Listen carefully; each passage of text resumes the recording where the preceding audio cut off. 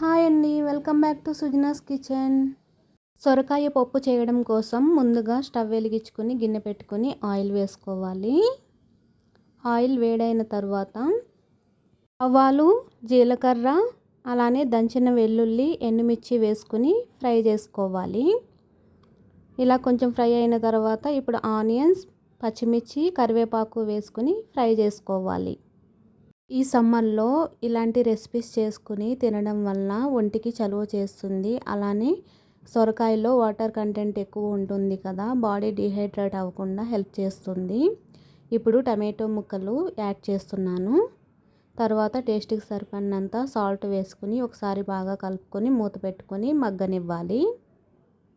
2 minutes ఇలా మగ్గిన తర్వాత ముందుగా కట్ చేసి పెట్టుకున్న సొరకాయ ముక్కల్ని యాడ్ చేస్తున్నాను. ఇలా ఒకసారి కలుపుకోవాలి. తర్వాత 1/2 టీ స్పూన్ పసుపు వేసుకొని ఒకసారి ఫ్రై చేసుకోవాలి. ఇలా ఫ్రై చేసుకున్న తర్వాత 5 మినిట్స్ మూత పెట్టి కుక్ చేసుకోవాలి. ఇలా చేయడం వలన సొరకాయ ముక్కలు తొందరగా కుక్ అవుతాయి. ఇప్పుడు 1 టేబుల్ స్పూన్ కారం యాడ్ చేశాను.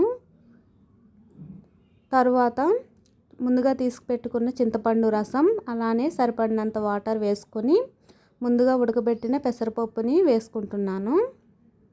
మీరు కందిపప్పు అయినా తీసుకోవచ్చు. సమ్మర్ కదా, చలువ చేస్తుందని పెసరపప్పు తీసుకున్నాను.